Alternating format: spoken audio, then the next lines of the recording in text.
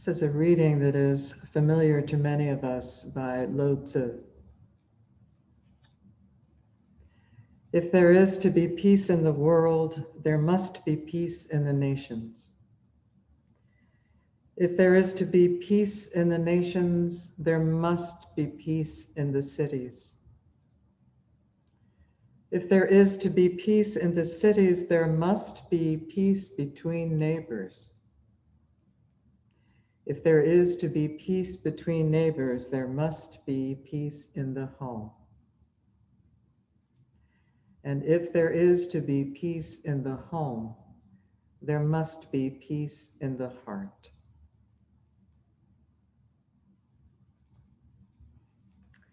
Peace in the heart. Take a deep breath right now. Think about what that might feel like to you.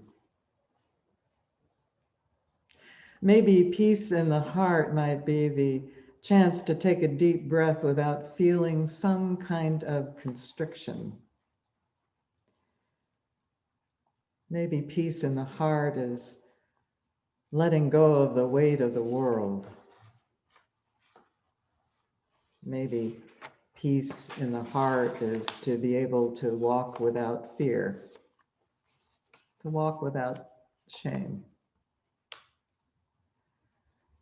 Maybe it's just to know that we are enough. I know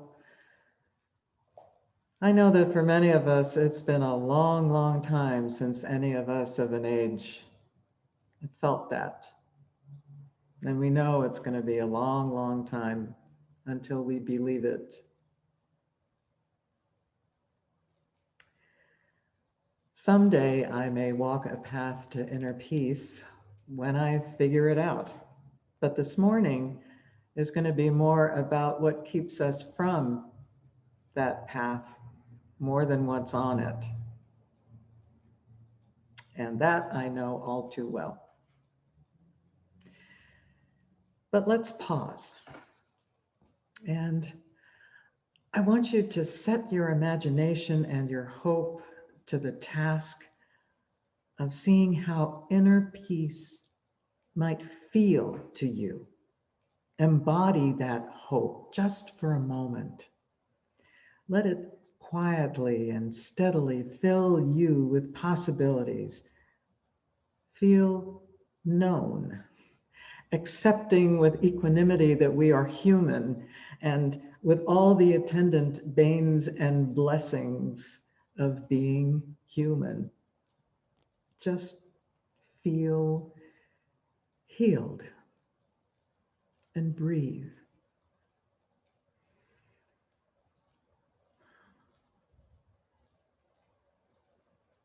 You know, our hearts have been haunted this past year, haunted by all that we have done and not done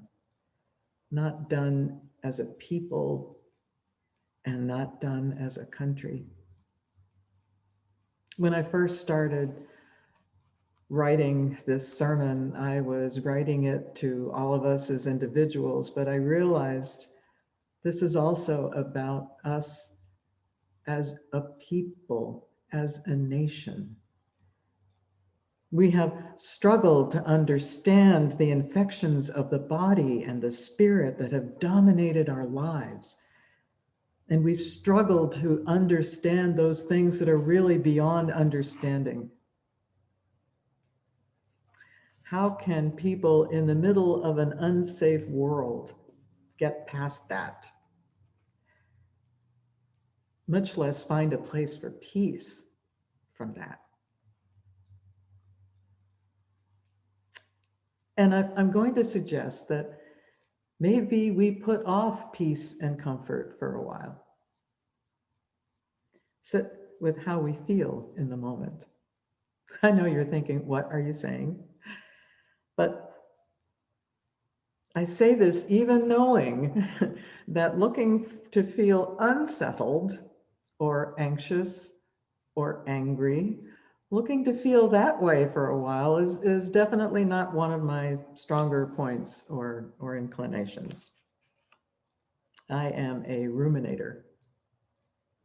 And going over and over what I have said or read or done is something that I both resent and practice at the same time. You know, I took a course in mindfulness meditation a few years ago, and meditation, I realized, was just about beyond me. I ruminate during those times of quiet instead of letting things go.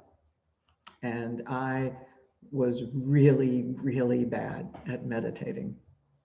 I was a failure.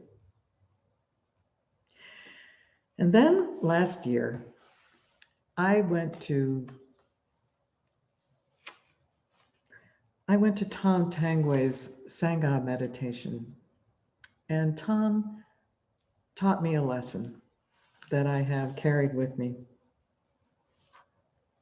It helped me realize what I had been keeping from myself. Believing that I am wrong,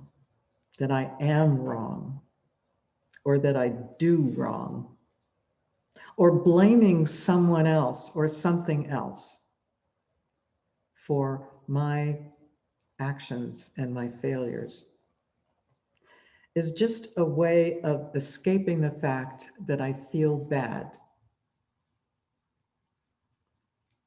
I feel bad and I want to prolong it somehow.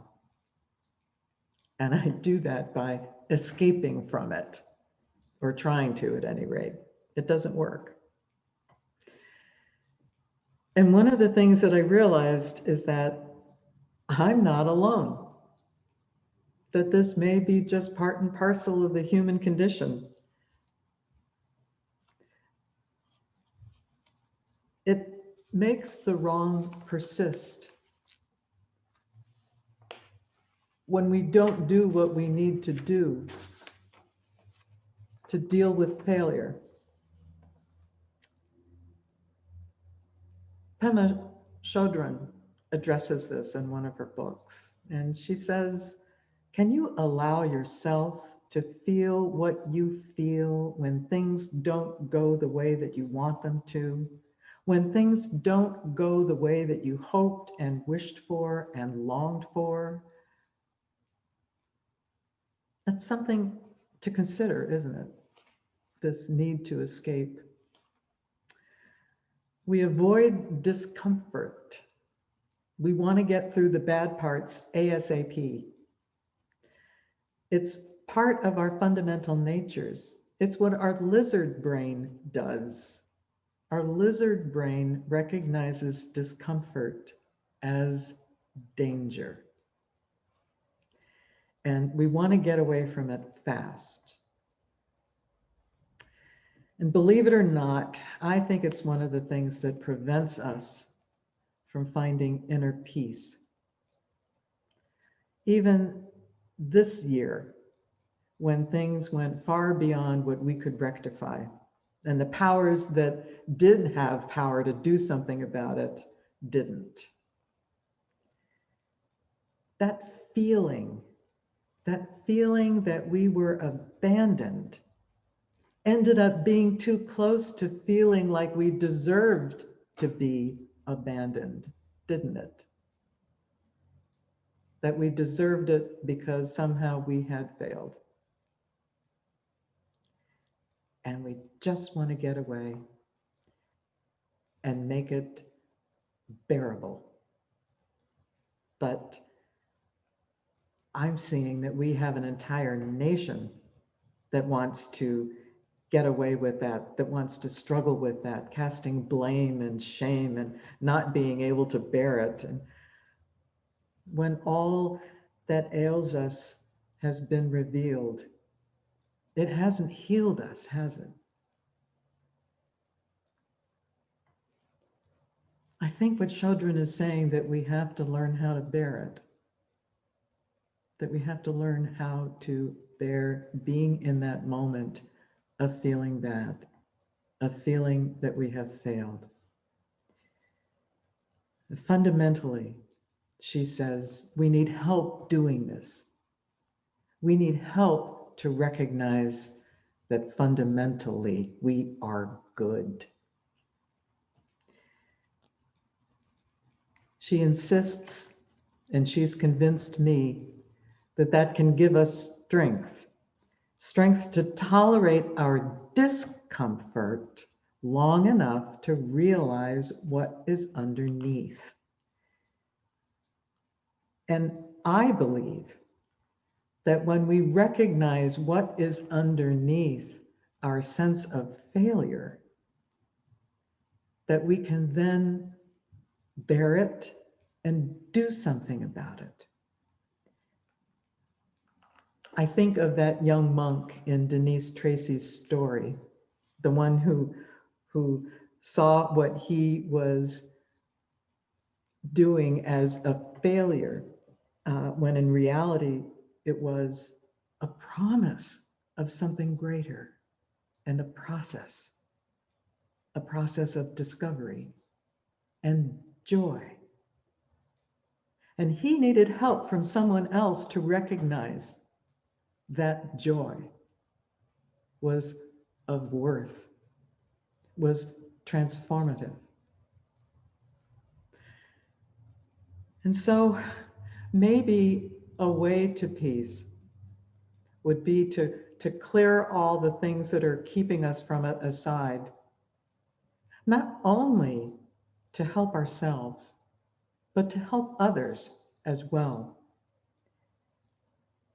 To do that, we need to see and hear what we are saying to ourselves when we think that we are failures and when we are feeling bad. What is the message that we are giving to ourselves? What is the message that we are giving to others? Remember and hear that we are fundamentally good. I think we have to let the things that we regret pierce our hearts. And then we will know that we are good when we have that regret and we have let it pierce our hearts. And then we can begin to heal. And then we can begin to find that inner peace that we deserve. May it be so.